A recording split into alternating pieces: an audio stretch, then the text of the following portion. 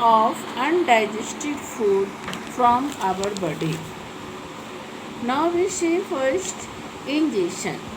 In ingestion, we take food in our mouth, that is in our buccal cavity, where teeth, tongue and salivary glands present.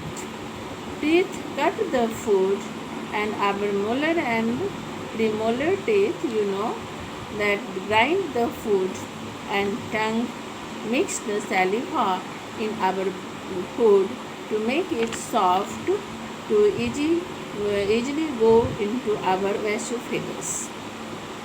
Now digestion of food. Digestion means what?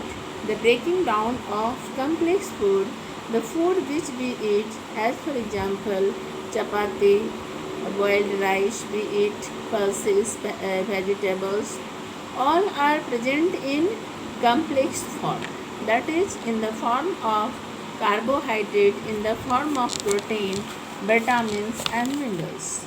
Now there are different enzymes present in our body which act on our these complex food to convert it into the simpler food. Now different enzymes act on our food and convert it into simpler food, that is in stomach, hydrochloric acid and mucus from the wall of the stomach, and liver juice, that is bile juice, pancreatic juice, intestinal juice, all are the enzymes which act on our food, and then our food is converted into simpler form and in liquid form in our last small intestine. Now absorption, the liquid form of food is, that is the digested food, is absorbed by the wall of the intestine, where villi present the finger-like structure that absorbs our food in liquid state and carried it in blood.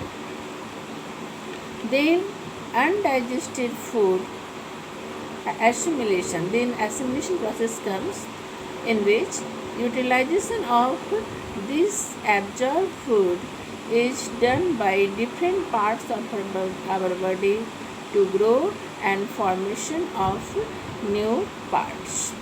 Now the last process, that is ejection. In ejection, undigested food is gone into our large intestine, where it is collected in rectum, and lastly it is removed by our anus. Thus full process of our nutrition take place in our body by 5 processes, that is ingestion, digestion, absorption, assimilation and ejection. Now we will read about the alimentary canal in detail. All the organs we have to read, that is from mouth to anus, in next day. Okay.